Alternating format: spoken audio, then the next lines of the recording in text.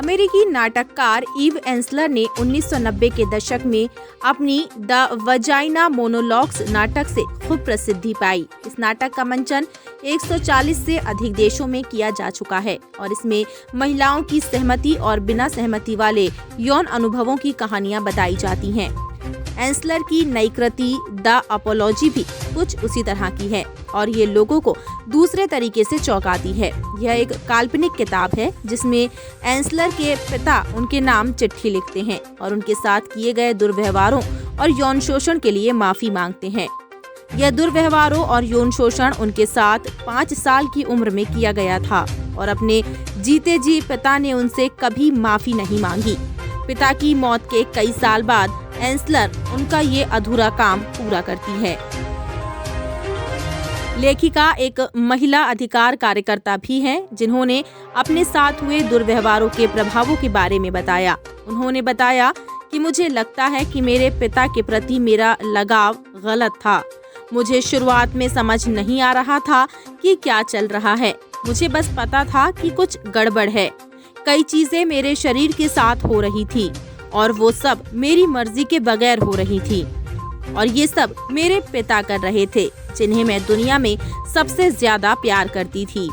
मैं अच्छा और बुरा दोनों अनुभव करती थी, कभी कभार डरावना भी।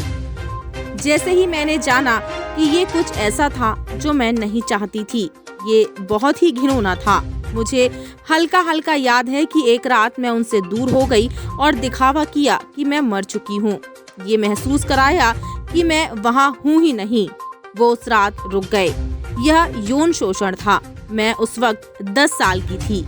मेरी बहन और भाई को नहीं मालूम था, लेकिन मुझे नहीं पता कि मेरी माँ को जाने अनजाने में क्या पता था। सालों बाद जब मैंने उनसे पूछा तो उन्होंने बताया कि वो शारीरिक शोषण के बारे में जानती थी। मेरी एक चाची थी, एक अद्भुत चाची, और नानियाँ भी थी जो मेरा ख्याल रखती थी और मुझे वास्तव में प्यार करती थी। मुझे लगता है कि उन लोगों ने मेरी जान बचाई। मैं अपने पिता को अच्छी तरह जानती थी और मैं ये भी जानती थी कि वो कितने नशे में हैं, उनका मूड क्या है। उनकी तेज और मध्यम आवाज का मतलब मैं समझती थी। मुझे याद है कि मेरे पिता मुझे फोन कर छत पर आने को कहते थे और मैं उनकी आवाज से बता सकती थी कि पिटाई कितनी बुरी होने वाली है। मेरे पिता एक कंपनी के सीईओ थे। वो मेरे परिवार के सीईओ थे। वो काफी समय से बीमार चल रहे थे। उन्हें फेफड़े का कैंसर था। जब वो मरने वाले थे, ना उन्होंने और ना मेरी माँ ने मुझे बुलाया था। उनकी मौत के कुछ दिनों बाद मुझे फोन आया था और मैं उन्हें उस वक्त अलविदा भी नहीं कह सकती थी। ऐसा लग रहा था कि कुछ बाकी रह गया है। मुझे याद है कि मैं उनकी कोठरी में गई थी और उस जमीन पर बैठ गई। उनकी मौत के बाद मैंने कैसा महसूस किया होगा। मैं सन्न थी। ऐसा लग रहा था कि मैं उनसे पूरी तरह नाराज नहीं थी।